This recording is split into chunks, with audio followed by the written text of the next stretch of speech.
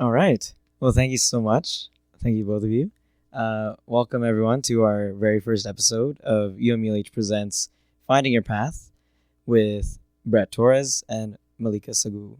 Did I pronounce that right? Yes, you did. Okay, Thank perfect. you for asking. All right. Okay.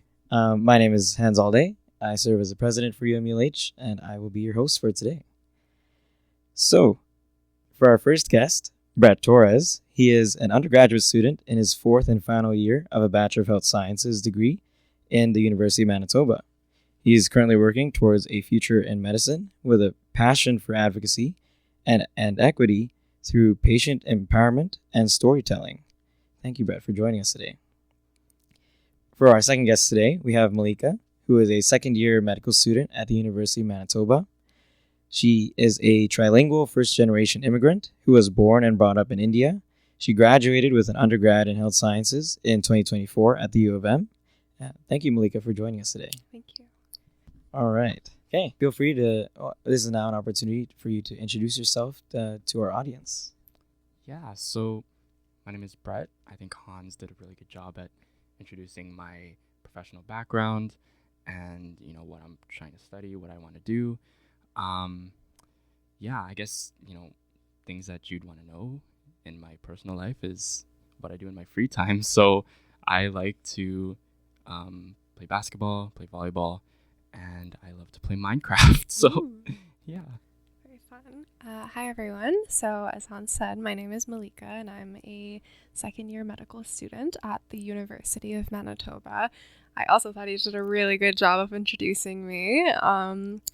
For fun, I like to hang out with my friends. I like to read, and I like to spend time outdoors. I like camping and hiking, and just, making time for the small things. Awesome. Thank you so much. So, just going into the questions now. For your first question, walk me through how you approached studying in undergrad. What shaped those habits, and how did they evolve over time? I can go first, sure. So when I did my degree, it was very heavily writing focused and not as much studying focused. So I feel like a lot of my study time as such was writing time, and it was mostly I can talk a little bit about that. It was mostly figuring out how best to set myself up for a good paper and stuff like that. It wasn't too much if you're typical traditional academic studying. So I feel like I didn't really do too much of that until I was studying for the MCAT and then going into med school. But I feel definitely over time, my paper writing skills are amazing now, and now I know what tools work for me and what I need to do to succeed in academic studying and how that's different from other people. So I'm hearing that your writing skills and your ability to develop those writing skills have really helped you. Oh yeah, for sure. I think that a lot of the times, a lot of students in sciences don't have too much experience writing because it's just not as heavily prioritized in our degrees. So I really value that because I feel like becoming a better writer can help you actually become a better critical thinker, because you're when you're reading articles or whatever you have to read, you're kind of looking at the structure and just analyzing it on a slightly deeper level. So I'm really grateful to have had the chance to develop those skills.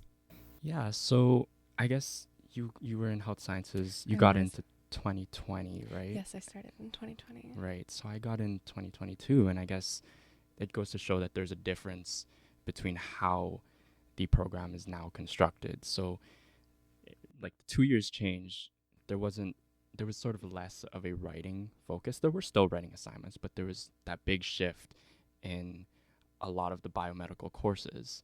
So a lot of my study habits have evolved greatly. So my first year, I honestly, I just kind of read the slides. It was not great. It was not ideal. Mm-hmm. I decided that is not helpful at all, especially for classes chem or stats where you actually have to practice, right? And I did practice, but not as much. So it was really shaped by realizing I can't just read the slides. I have to do something else. So second year, I tried something new. I was like, okay, let me rewrite my notes.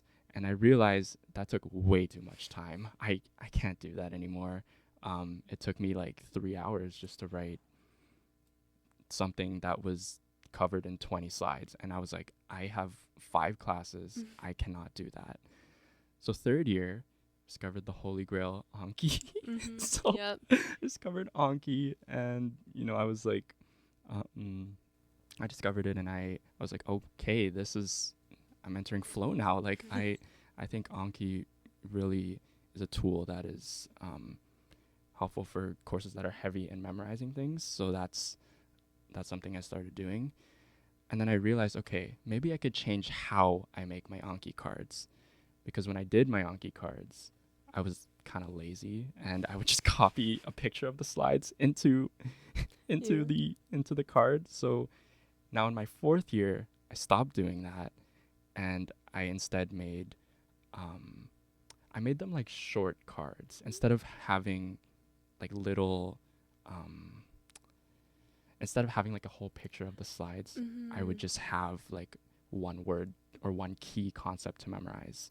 So that evolution of my studying helped me at least with the retention of what I want to do with my exams. So thoughts on Anki? Yeah, I love Anki. I like started using it when I was first studying for the MCAT, and they had like a bunch of pre-made decks, so I downloaded that, and I was like, oh my gosh, this is so good. And then I think like as a med student, I can kind of talk about how like my Anki style has changed. Like we also like we have a drive, and like we have pre-made Anki decks for our courses too.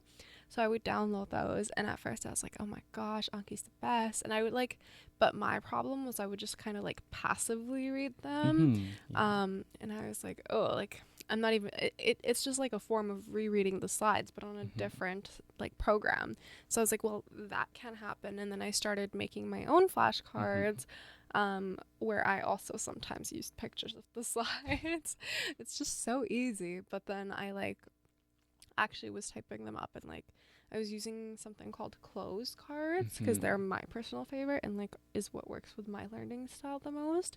And then I like have now, just because of time constraints, have switched back to like using the pre-made decks. But I feel like now like my evolution in learning has been like for Anki, like if I'm doing it, I have to make sure I'm doing it like actively and not like just like passively sitting there and reading the stuff, because otherwise like it's Yeah, and I feel like with Anki, I got a remote, and yes, I love my remote, and it's really helpful. But sometimes I'm like, okay, so look at the camera.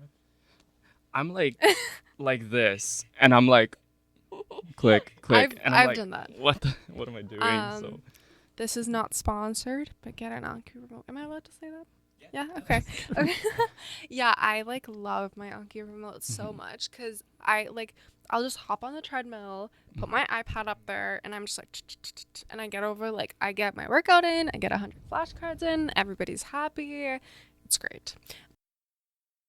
Thank you so much. So I love where the conversation is going in terms of resources. So for your next question, what resources, whether academic, social, or community-based, do you wish you leaned on more in your undergrad? I would say definitely office hours. I'd consider that a resource, because Canon event, I was doing, my lab reports, and they would dock marks for what I thought was for no reason. And this happened for like 7 of my lab reports, and I was like getting really angry at my prof. And then I was like, okay, maybe I should just ask them.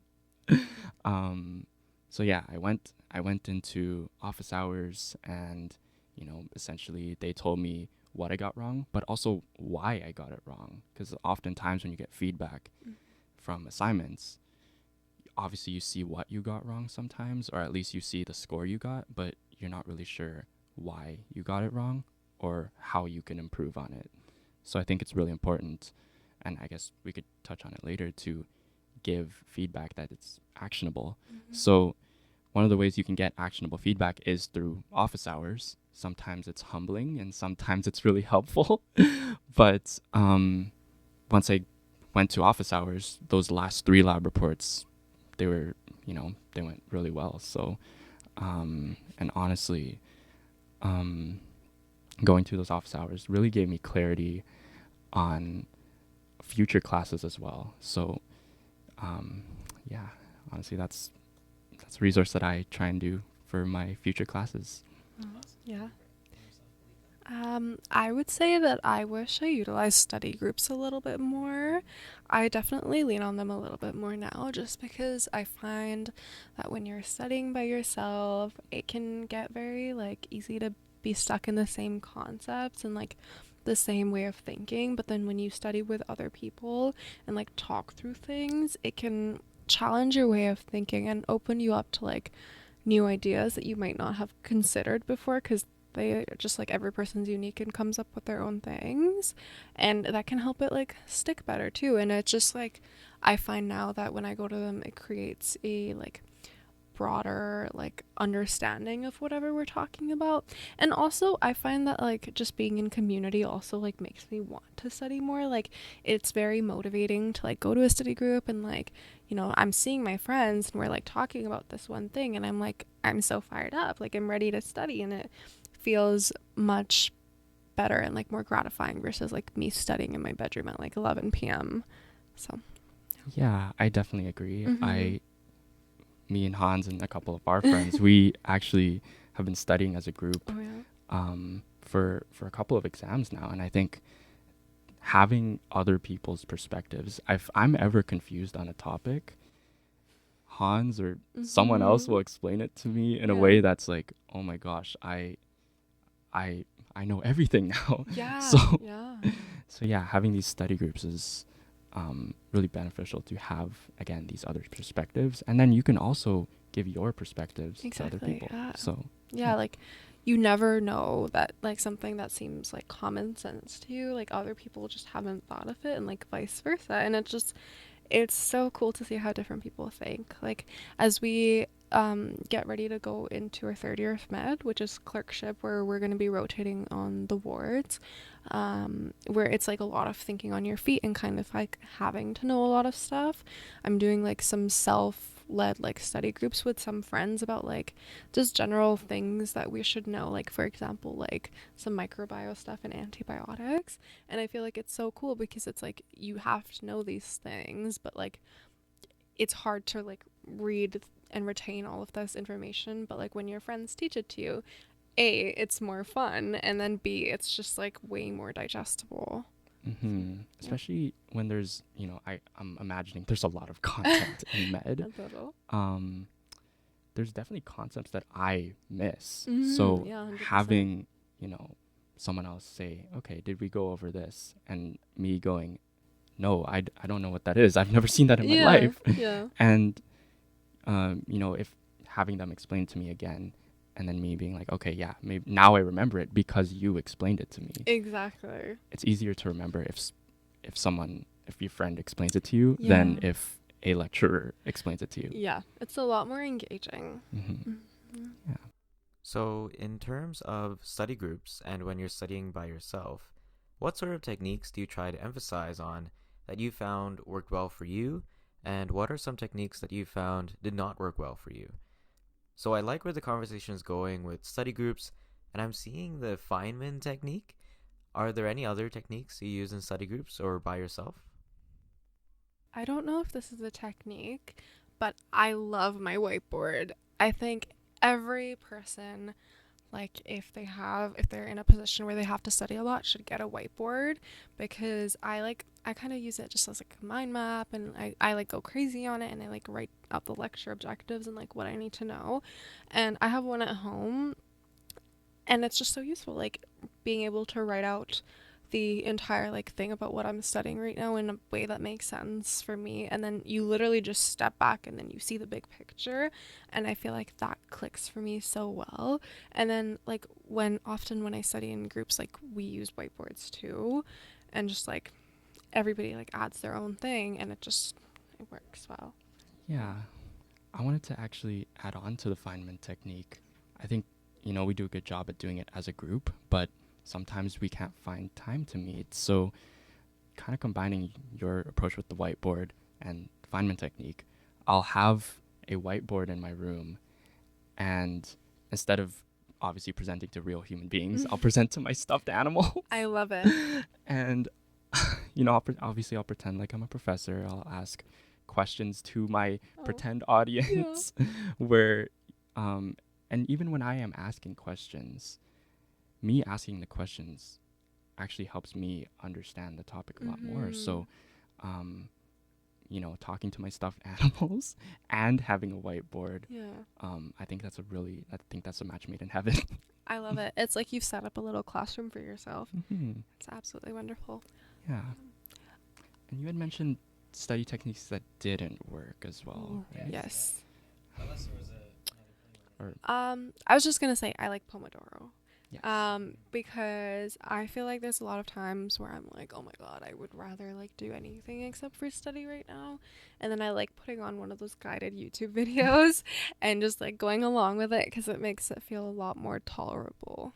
That's Yeah, I started out with just a regular timer, but when you watch, there's this one either he's like a med YouTuber or I have no clue, but he's like studying, and when I see someone studying, when my friends are unavailable, watching that video plus Pomodoro is just like, I know, makes me so much more motivated than just like a blank timer. I agree. I feel like the timer just by itself never worked for me because it felt impersonal, but there's this like one specific YouTuber, and she's like I think a 4th-year medical student in Canada, and she like makes Pomodoro videos, and I like put one on and I lock in so hard, and it's amazing. Yeah, it's so funny because some of my friends outside healthcare will watch Pomodoro videos of specifically med students.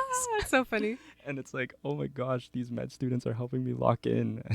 And I'm like, oh, that makes sense. I mean, yeah, if you're in business or in arts, watch med students to help you with your Pomodoro, or dentistry students, or I'm just kidding. You can watch whoever you want, but it's just funny that it's med students. That is funny. I guess we're like notorious for having to study too much. Yeah. Yeah. Yeah. What blocks do you do? Like, what blocks do you find the most effective in Pomodoro? So it depends on how I'm feeling.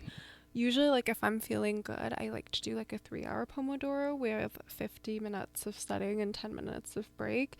And I find that, like, my breaks, like, I cannot just, like, sit on my phone and scroll. It has to be, like, an active break where I'm, like, stretching or something. And I saw this one YouTuber who was, like, ways to, like, creatively engage your brain during your Pomodoro. So sometimes I like doodling. During my breaks, or just like, getting a snack or something. And then if I'm like really exhausted, I'll do like 30-20, so like 30 minutes of studying and like 20 minutes of a break, and that just like, it's better than nothing. So what about you? Yeah, I'm sort of in the same boat where it depends on my mood. I like to do 45-10 and then 25-5 if I'm like not in it. When I do my 25-5s, I'm not in it, but like after 5 minutes, then I enter flow. 5 or 10 minutes. Yeah, that's good. I think that's all you need. And I think it was Hans. You're the one who told me just do it for 5 minutes, and then you'll be in flow. So, because when you think of these regular Pomodoro, like blocks or whatever, you see 25, you see 45, 50 minutes. And oftentimes you're like, I don't want to do all that. I know, it's heavy to like get started with that. But I think, all you need is 5 minutes. Yeah, that's so true. And I have a question for you. So do you find that like with 25 minutes of studying and then 5 minutes of rest, do you find that like your flow is being broken up, and like do you find the breaks are long enough? Like the 5-minute break? I would say it really depends on what I'm studying. Okay. If I'm writing, I think 25 and 5 is good. Yeah. But if I'm like actively studying, writing things down, 45 and 10 is good. Yeah. I think a 5-minute break, it does feel short at times. Like, if I go for a walk, I don't think I could walk somewhere in 5 minutes realistically. So maybe I do find myself scrolling in those 5-minute ones, but That's fair. but for those 10-minute ones with the 45s, I don't really scroll. So I think that's a really good point that you bring. And I think, yeah, honestly, I don't know what else I could do in the 5 minutes. That's maybe so fair, yeah. maybe just like stretch, jump. Yeah, it's hard to find things to do, I Mhm. think. And then I just want to add on one more thing I do. It's not really like a technique, it's the ultimate lazy girl hack. But I like when I just want to lie in bed or I don't want to get out of bed, sometimes I just pull up Anki Web in my bed and I'll be like in my like pajamas in bed and I'm so cozy and I'm doing Anki. And sometimes when I can't sleep, it's perfect because I'm suddenly sleepy, right? But like a lot of the times I'm sitting there and I don't want to get up, but I'm like getting through 100 flashcards and it's great. So lazy girl hacks work. Totally. So just going off of that tangent now, do you ever try to really make time out of your schedule to spend time with family, with friends? And how do you know or even prioritize that, like, this is the time that I'm going to spend with friends? Even if I have an exam coming up, I know I have to spend it with family or with friends or even by myself even. How do you know when to do that? I think for me is I think I've been burnt out enough that I can feel it when it's like starting to creep up on me. And when that usually happens, I'm like, okay, like I need to see my loved ones and I need to just like hang out and like not think about school or any of my responsibilities for a while. And yeah, like I think it's so important to make time for the people around you because the time is going to pass and like nobody except for you can make that time. So yeah, usually I think like maybe the week or like a few days before an exam, like sometimes that can just look like going to a cafe with my partner and like studying together or just like making sure, you know, we have like a little bit of time together either before or after or like seeing my friends and then making sure like I study after or before and then like rewarding myself by seeing them. So it's just like I think the balance is really, really important. Yeah, I think for sure having that balance is important. Making time is important. And for me, one of the things that I've sort of incorporated is I'm not gonna do that much on the weekend. The weekends, those are my time to myself. Even if I have an exam on a Monday or a Tuesday, I can still do a little bit of studying. But if I take the time on the weekend to spend time with friends, spend time with my family, spend time with my partner, you know, if your exam is on Monday, would one day really make a difference if you're cramming? See, like I don't know. I mean, I feel like 5 or 6 days beforehand are 10 times more valuable than cramming the night before. So yeah, I think that's what I've incorporated to split off my time and manage it. Yeah. And I find that like the more time that you spend like recharging yourself, the more effective your study time is. So like say like 10 hours of studying in like a day, which is kind of insane, or like 5 hours, but you see like somebody you care about, those 5 hours are probably going to be a lot more like productive just because you've kind of charged your battery and you're not just like forcing yourself to get through like that much content in like that much time too. Yeah, I agree. I don't think I've ever had, like, you see on TikTok, like these people who have like 12-hour study days, and I'm like, how do you do that? Like I can't do that. So genuinely the most I study in a day nowadays is like 4 or 5, maybe even like 6. So that's all you need. yeah. And then instead of reaching those 12-hour study days, like why not just spend it with someone you care about, right? So yeah, exactly. Just like your brain cannot focus for that long, and it's like self-inflicted torture to force yourself to try and focus for that long. So yeah, I think, you know, quality over quantity. 100%, You don't want to reach 12 hours. Like some people like, Yeah. you know, they want to reach 12 hours of studying Mm-hmm. without actually prioritizing like, okay, do I actually like understand this, or do I want to Yeah. reach 12 hours of studying? Yeah, it's like at that point, are you actually studying, or are you just like reading over the same thing that you've been reading over for the last 3 hours? Mhm. Yeah. Yeah. Awesome.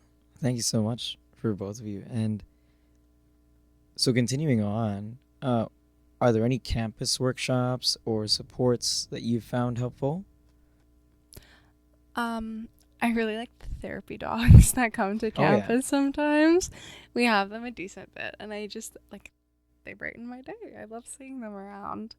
But otherwise, I think at least the Bannatyne campus, specifically like for the medicine program, there's a lot of like supports that you can reach out to when you're feeling overwhelmed, and it'll be like professors that are in those like positions. And I've definitely reached out like a couple times when I think I've been like at the end of my rope and just like feeling not so good, and they've been phenomenal. Like they were like, it's so normal, like everybody goes through this, and it was just like really nice to hear some like get some validation from somebody who was in kind of like who was somewhere that I would like to see myself in the future, like in a position.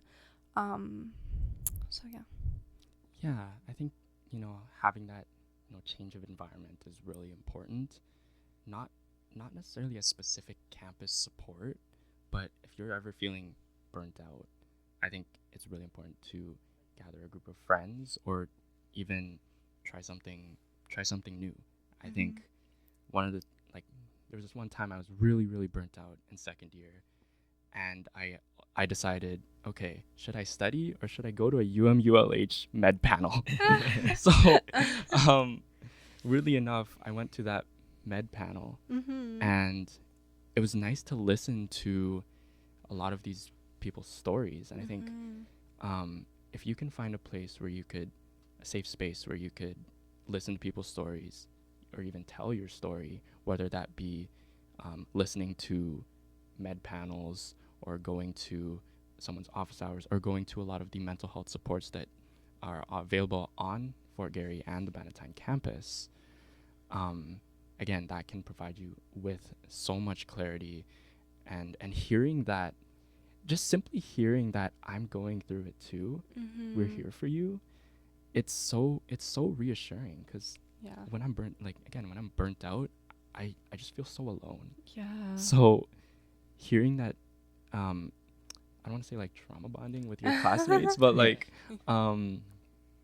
being there for each other, even if it's not your classmates, right? So hearing that you're not alone, whether it's through, again, a lot of the things I talked about is helpful, especially in a new environment.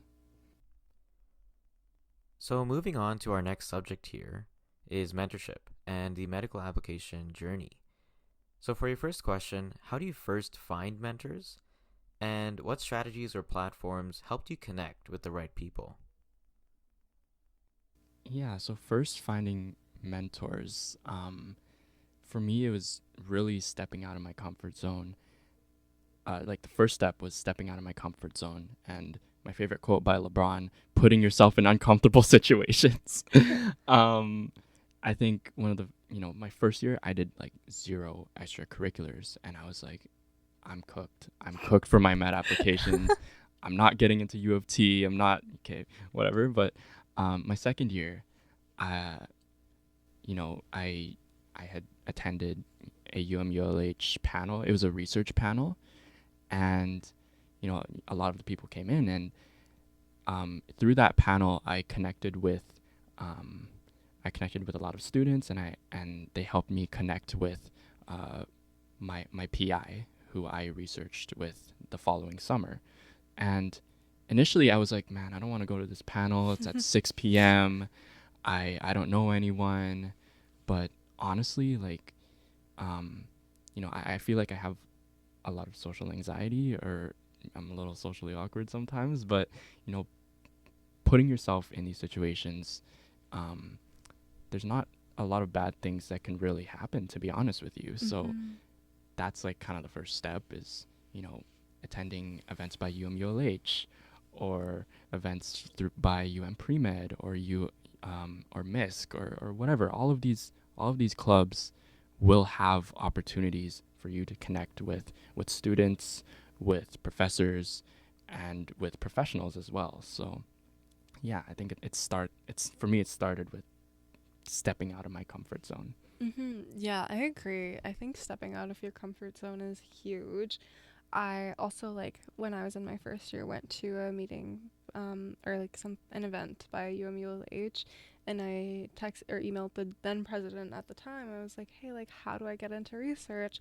And I thought he was just gonna like give me a quick like reply, but I got so lucky, and he was like, let's set up a Zoom call, and he like really like told me how to get into research. And then I did that because that's what every pre-med does. And I think I genuinely got so lucky because the PI that I found was absolutely lovely. And I think she could kind of tell that I needed mentorship. So she was very much like, this is what you do. And she was just like the best mentor ever. So I really got so lucky. But I agree about like putting yourself in the community and like in difficult situations. Like, I was a part of some community organizations like the Women's Center when I was a student at Fort Garry, and I feel like I really like, not necessarily mentors, but I like found other students that were really inspiring for me and like really pushed me to be better. So yeah, just getting out there. Awesome. Thank you both. So for your next question, what is a piece of advice from a mentor that genuinely changed your approach to academics, applications, life, and other aspects? And how did you apply that advice? So I can talk about this. I think this is actually something I heard very, very recently, like start of this year recently. This is one of my mentors in med who I found through like a interest group or like a club. And he essentially, like, just paraphrasing what he told me, he was like, just do it scared. Because I was talking about the specialty that I'm interested in, but I was like, oh, it just like kind of scares me and I don't think I can do it. And he was like, well, like, you know, you're in a position now that you're never going to be in again. And it's totally normal to be scared of things, but just embrace that fear and do it scared, because this is your only opportunity to do it. And it's just going to feel so much better once you do accomplish it, even though you were absolutely terrified. And I feel like hearing that advice from somebody who's been in my shoes before and is now somewhere where I want to be just like genuinely changed my perception, because I was like, yes, this is terrifying, but people before me have done this. And I have enough faith in myself to like know that I can probably do this even though I'm terrified. So I think that's definitely like shifted my outlook a lot. Well, I like that. I'm gonna steal that now. Yeah, I feel like, do it scared or don't do it at all. I especially in my first year, I was like, obviously I didn't do that much, but yeah, I mean, that kind of ties into like stepping yourself or putting yourself in these uncomfortable situations, because yeah, if I didn't go, let's just hypothetically say I didn't go to any med panels or any professor panels, I don't really know who, like, if I would develop the same skills or the same mindset that I do have right now. So I really like that. And I'd love to apply that in every aspect of my life. For me, like, one of the biggest pieces of advice that I got, it kind of relates to academic pressures and, putting your worth on a letter grade. And this professor told me, hey, in the real world, you're not going to get graded on things. Yeah. So just kind of paraphrasing, like, grades don't essentially matter, because if you're going into research, you're not going to get graded. You're going to get funding. Or if you are a physician, your patient's not going to give you an A plus. Your patient's not going to give you an A. They're either going to come back to you, or they're never going to see you again, right? Yeah. So grades, I understand that you do need them in a sense, but for me, taking a step back from that mindset of I need this grade, it actually kind of helped me like do better in a sense, because the less that I thought about the pressures, the better I did in class, weirdly enough. And I feel like the more you think about grades, you don't really think about the long term of, okay, why do these grades matter? And, the long term of what am I actually going to do in my field, and would grades even apply to that? So, So I think the exact quote he told me was, in the real world, you're not going to get graded, you're going to get a check. So I think that helped me. Love it. That helped me change how I do things. Because, I don't do, like, even in my day-to-day life, like, I don't do things with the mindset of, oh, I'm going to get an A+ on doing this, on updating a website or something like that, right? But it's just a matter of doing it and understanding the effects it has, rather than focusing on one little letter grade. Yeah, I love that. Just like focusing more on the journey too versus like the end. I feel like makes you engage way more with what you're doing with like less anxiety too. And yeah, like I don't know. Ever since I got into med, nobody's asked me what I got in my undergrad, what my GPA was. Nobody cares about your MCAT score. Like, it's all irrelevant. Well, thank you so much. For your next question, how valuable is it to know current medical students or other related fields related to healthcare? And can mentors from other fields like IHP or graduate studies offer equally strong advice? Yeah, firstly, I think it's really valuable to have current medical students mentor you, simply because they're more accessible when it comes to, when compared to a third-party organization where you would maybe have to pay them. Yeah. Right? So when I seek mentors for my med application, I knew it was genuine because they weren't trying to get money from me, in a sense. Med students are nonprofit. Yeah, nonprofit. But at the same time, they literally went through it last year. So I think having that recency, like having that recent connection to the application, makes it 10 times more genuine than a webinar on Instagram asking, random folks to join and pay. No tea, no shade. But I do value that accessibility from med students. I think one of the biggest pieces of advice for the interview I've gotten from professors, grad students, or even just people outside of radi faculty as a whole was just be yourself. I think that's a piece of advice that can be offered from absolutely any field.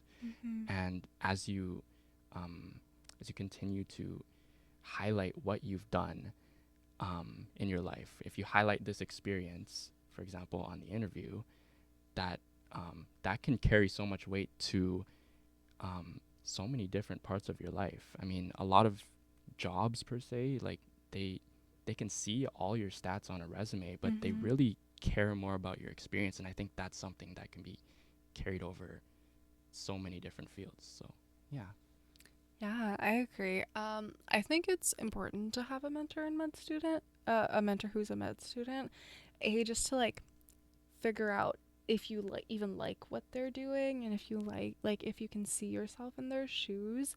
And yeah, as Brett was saying, it's nice to like have a mentor who like went through the process recently and can offer like advice, like, hey, like, yeah, I did this too, you're doing this right, and then this is typically like what we find med schools look for. And I feel like it's also like a little bit anxiety alleviating, because like to talk to somebody who's in the program, you kind of are like, okay, like clearly this person, has gone through the process, so they know what a good way to go through the process is. So it can be some valuable advice in that sense. And then for sure, I think like mentors in other faculties can absolutely be helpful, like as long as like an individual knows what the process of application is like. They don't really need more advice about like tell me more about what the interview looks like. They need advice on like how to answer questions. And then I think like drawing on mentors from outside medicine can offer like more nuanced advice too, and like make your answers stronger, because you're not just like drawing from one discipline, you're drawing from like multiple and thinking about things from different ways, like not just a medical way but like also from a research way, a community health way, and that just like makes your thinking so much stronger, I find. So yeah, I agree. Yeah.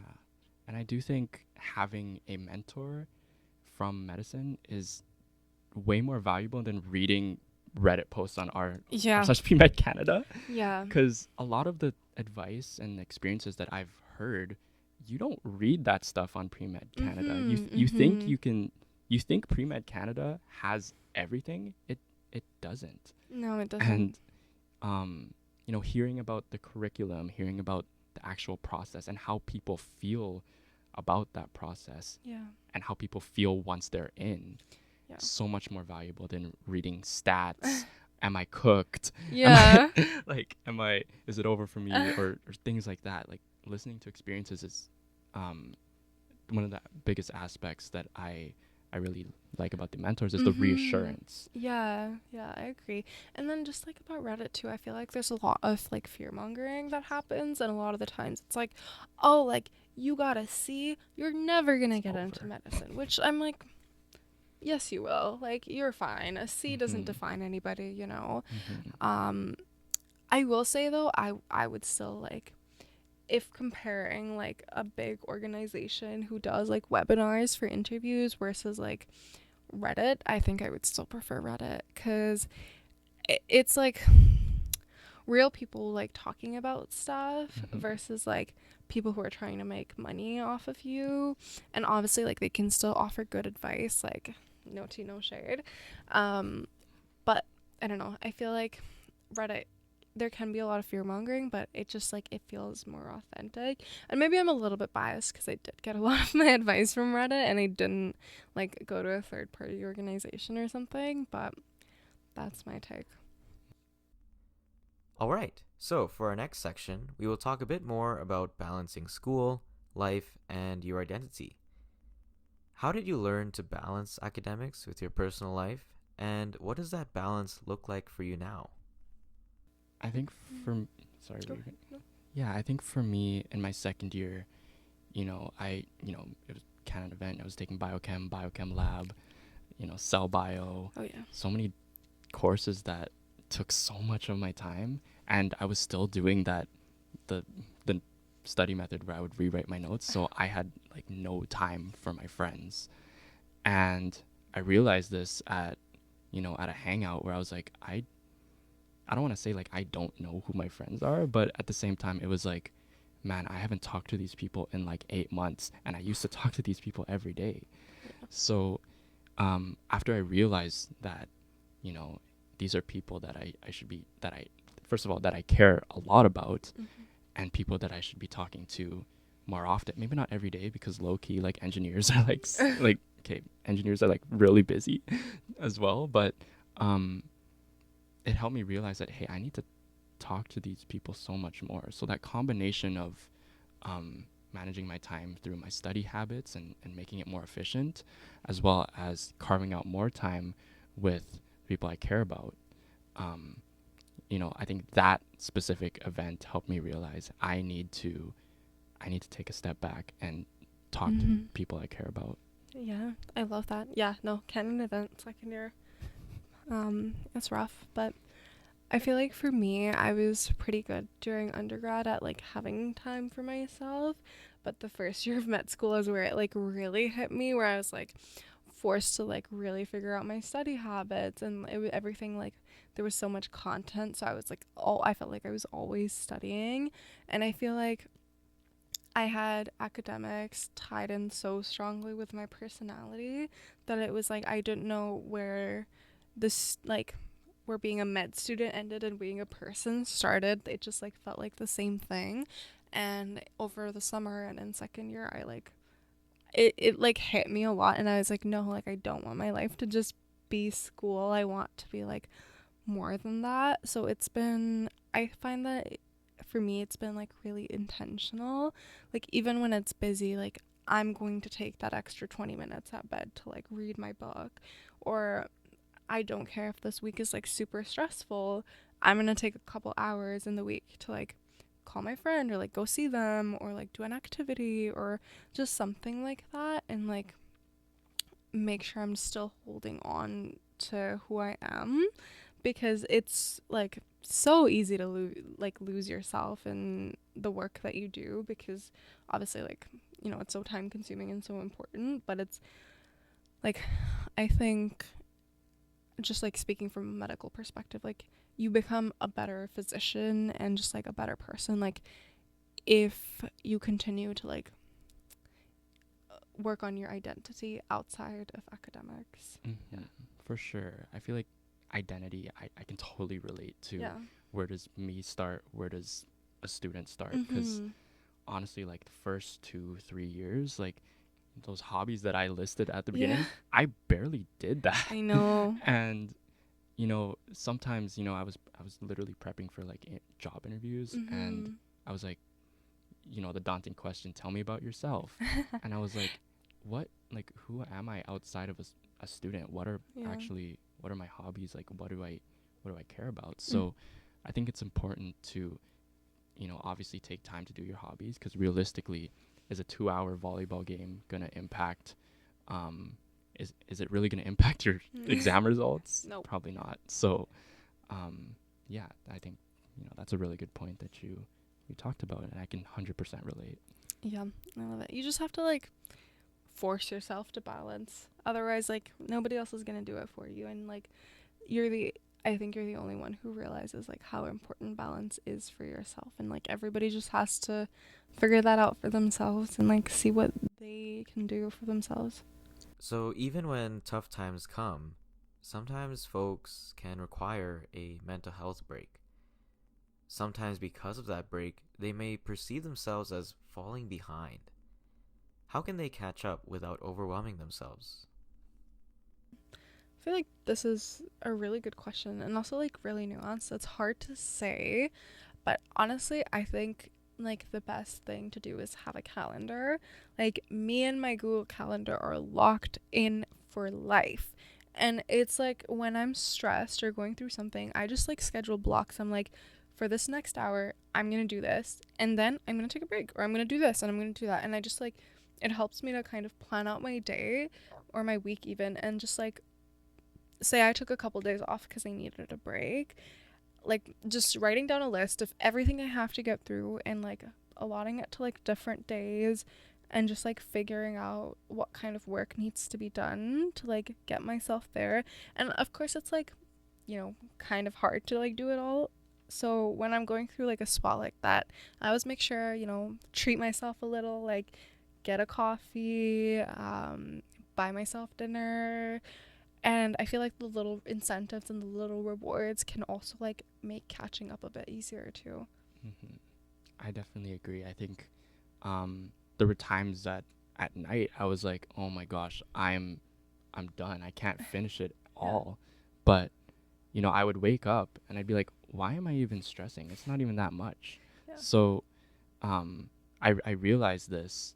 And after realizing this, I did time block, and once I broke down my tasks into those little pieces, they just seemed so much less daunting. And I think, you know, when you look at something as a whole, you see this big project, right? You see this big presentation or whatever. You look at it as, oh my God, it's 50 marks. it's half my grade. Yeah. But you don't really see like the little parts that can make it so much better. And I think not just with projects, but with everything in life, it's okay to just break it down in little pieces. And then once you see those little pieces, you cram like so much less. Yeah. And B, it's just like, it just makes life easier. You have more time to do things. So, yeah. Yeah, I agree 100%. And this is, I guess, kind of going back a little bit to what we were talking about before on like things that we do. But like, I know a lot of people like using to-do lists. I like like gamifying it almost. Like I have a little like Excel tracker, and I like break up like the different tasks that I have to do in like little forms, and then as I like tick them off, like I have a little percentage bar at the bottom so I can like see the percentage go up, and I feel like it's really satisfying. So just like giving yourself little dopamine boosts for like actually finishing your work, I feel like is a good hack. Yeah, no, I agree. I also have an Excel tracker where it's like adjusted to how much of this course have I actually completed. Yeah.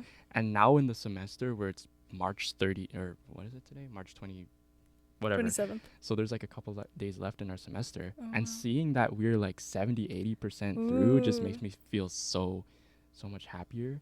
And if I didn't have that spreadsheet, like I feel like, you know, I wouldn't be able to actually see that. Yeah. So just, yeah, definitely like, you know, gamifying or just making life a little more fun. Because I feel like, you know, it can be boring to look at to-do lists. I used to have to-do lists, and then now it's like, it's kind of boring. I want to make it fun. Yeah, I agree. And yeah. then, yeah, I find that it's also nice because, like, when you look at the big picture and then you realize how much you've done, it's like, wait, I actually can take a mental health break. Like, I don't have to push through this. So it's a little bit nicer in that way, too. It, like, gives you the freedom to, like, take a breather. Awesome. Thank you so much, both, for your time and your commitment to being here. Thank you for sharing your stories and being vulnerable and sharing some really great advice. I know our audience was hopefully able to learn a thing or two from two wonderful students. Before we close our inaugural episode, the last question I have for the both of you is, what is one piece of advice you would want to give a first or second year student finding their path? Put yourself out there and do it even if you're scared. Do it especially if you're scared. Yeah. I would say it's important to take breaks here and there, and, you know, don't push yourself to your limit. Don't even find out what your limit is. You know, that way you can, you know, sort of prevent burnout. I think obviously prevention is like the best way to handle things, but I agree.